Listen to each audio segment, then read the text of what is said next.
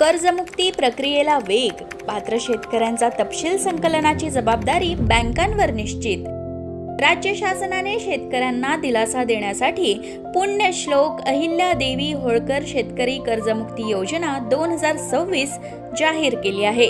या योजनेचा लाभ 56 लाख शेतकऱ्यांना मिळणार आहे।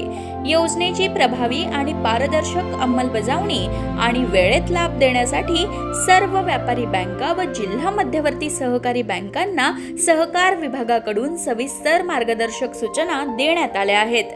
योजनेचा लाभ थेट आणि पारदर्शक पद्धतीने पात्र शेतकऱ्यांपर्यंत पोहोचवण्यासाठी बँकांकडून शेतकऱ्यांचा सविस्तर तपशील मागवण्यात येत आहे। बँकांना युद्ध पातळीवर काम करण्याचे आदेश राज्य शासनाने दिले आहेत। या प्रक्रियेत कोणतीही त्रुटी राहू नये म्हणून बँकांना मुख्यालय आणि जिल्हा स्तरावर विशेष नोडल अधिकाऱ्यांची नियुक्ती करणं बंधनकारक करण्यात आलं आहे।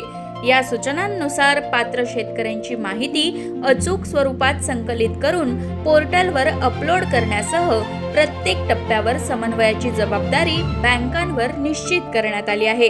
यासाठी प्रत्येक बँकेने मुख्यालय स्तरावर 2 नोडल अधिकाऱ्यांची नियुक्ती करणं बंधनकारक करण्यात आलं आहे।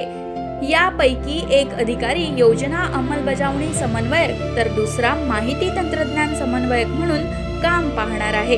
तसंच प्रत्येक जिल्ह्यात जिल्हाधिकारी व जिल्हास्तरीय समिती अर्थात DLC यांच्याशी समन्वय राखण्यासाठी स्वतंत्र जिल्हा नोडल अधिकाऱ्याची नियुक्ती करण्याच्या सूचना देण्यात आल्या आहेत।